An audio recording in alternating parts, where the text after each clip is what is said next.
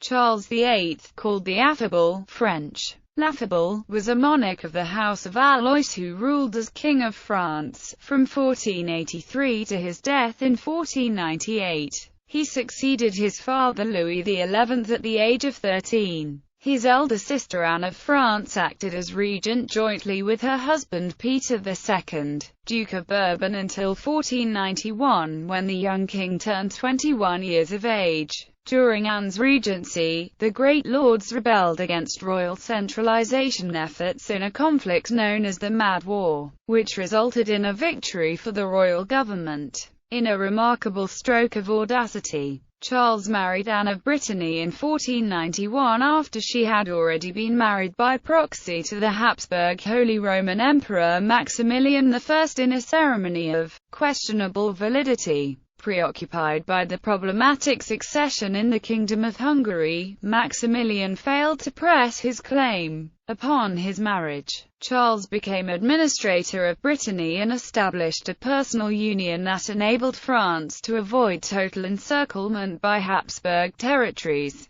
To secure his rights to the Neapolitan throne that René of Naples had left to his father, Charles made a series of concessions to neighboring monarchs and conquered the Italian peninsula without much opposition. The coalition formed against the French invasion of 1494–98 finally drove out Charles's army, but Italian wars would dominate Western European politics for over 50 years. Charles died in 1498 after accidentally striking his head on the lintel of a door. Since he had no male heir, he was succeeded by his cousin Louis XII of France from the Orléans cadet branch of the House of Valois. Childhood and youth. Charles was born at the Château d'Amboise in France, the only surviving son of King Louis XI by his second wife Charlotte of Savoy. His godparents were Charles II, Duke of Bourbon, Joan of Valois, Duchess of Bourbon, and Edward of Westminster, the son of Henry VI of England, who had been living in France since the deposition of his father by Edward IV. Charles succeeded to the throne on 30 August 1483 at the age of 13. His health was poor.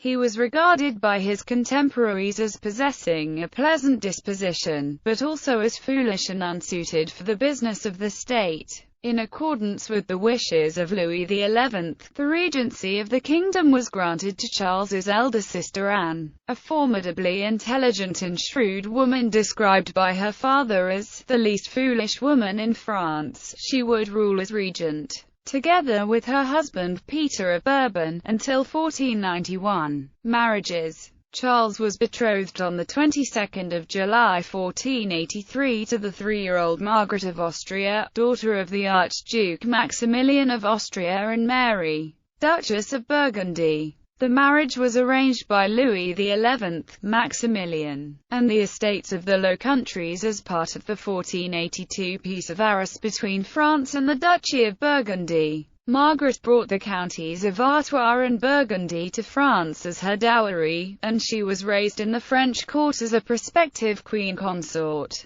In 1488, however, Francis II, Duke of Brittany, died in a riding accident, leaving his 11-year-old daughter Anne as his heiress. Anne, who feared for the independence of her duchy against the ambitions of France, arranged a marriage in 1490 between herself and the widower Maximilian, thus making Anne a stepmother to Margaret of Austria. The regent Anne of France and her husband Peter refused to countenance such a marriage, however, since it would place Maximilian and his family, the Habsburgs, on two French borders. The French army invaded Brittany, taking advantage of Frederick III and his son's preoccupation with the disputed succession to Matthias Corvinus, King of Hungary, and so Anne of Brittany was forced to renounce Maximilian and agree to be married to Charles VIII instead. In December 1491, in an elaborate ceremony at the Château de Langeres, Charles and Anne of Brittany were married.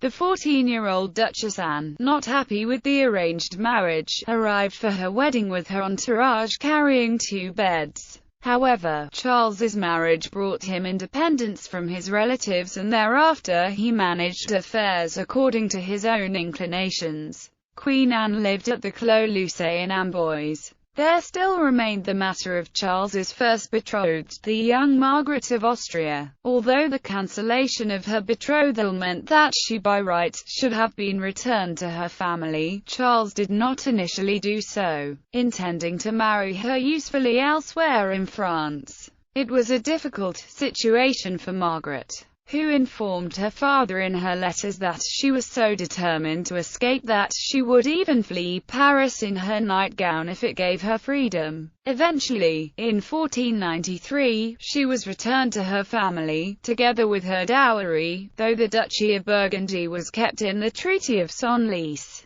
Around the king there was a circle of court poets, the most memorable being the Italian humanist Publio Fausto Andrelini from Filai, who spread the new learning in France. During a pilgrimage to pay respects to his father's remains, the Italian War, to secure France against invasions, Charles made treaties with Maximilian I of Austria and England, buying their neutrality with large concessions. He devoted France's resources to building up a large army, including one of Europe's first siege trains with artillery. In 1489, Pope Innocent VIII, then being at odds with Ferdinand I of Naples, offered Naples to Charles, who had a vague claim to the Kingdom of Naples through his paternal grandmother, Maria of Anjou. Innocent's policy of meddling in the affairs of other Italian states was continued by Innocent's successor, Pope Alexander VI, where the Pope supported a plan for carving out a new state in central Italy. The new state would have impacted Milan the worse than any of all states involved. Consequently, in 1493, Ludovico Sforza, the Duke of Milan, appealed for help to Charles VIII. The next year in 1494, Milan faced an additional threat. On January 25, 1494, Ferdinand I, King of Naples, died unexpectedly. His death made Alfonso II King of Naples. Alfonso II laid claim to the Milanese duchy. Alfonso II now urged Charles VIII to take Milan militarily. Charles VIII was also urged on in this adventure by his favorite courtier, Etienne de Vesc. Thus, Charles came to imagine himself capable of actually taking Naples and invaded Italy, in an event that was to prove a real watershed and a significant turning point in Italian political history. Charles invaded Italy with 25,000 men in September of 1494 and marched across the peninsula virtually unopposed. King Charles arrived in Pavia on October 21, 1494 and entered Pisa on November 8, 1494. The French army subdued Florence in passing on their way south, reaching Naples on the 22nd of February 1495. The French army took Naples without a pitched battle or siege. Alfonso was expelled and Charles was crowned King of Naples.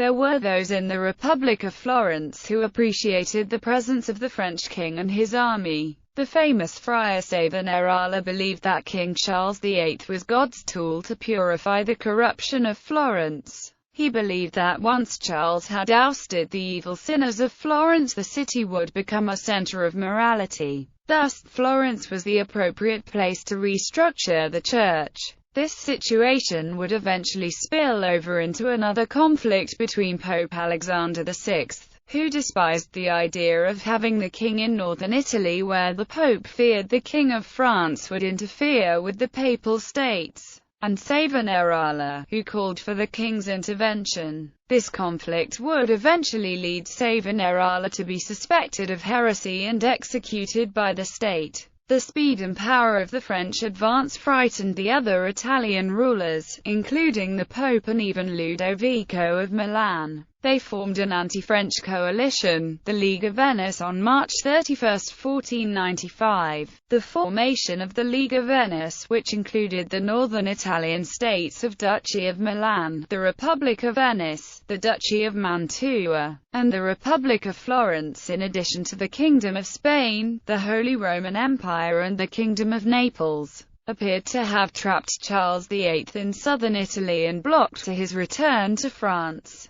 Charles would have to cross the territory of some of the League members to return home to France. At the Fournovo in July 1495, the League defeated Charles VIII. However, it was a Pyrrhic victory because the French too celebrated Fournovo as a victory for them. The League lost 2,000 men to his 1,000 and, although Charles VIII lost nearly all the booty of the campaign and had to withdraw to France, the League was unable to stop him from crossing their territory on his way back to France. Meanwhile, Charles's remaining garrisons in Naples were quickly subdued by Aragonese forces sent by Ferdinand II of Aragon, ally of Alfonso, on July 6–7, 1495. Thus, in the end, Charles VIII lost all the gains that he had made in Italy in 1494. Over the next few years, Charles VIII tried to rebuild his army and resume the campaign, but he was hampered by the large debts incurred in 1494–95.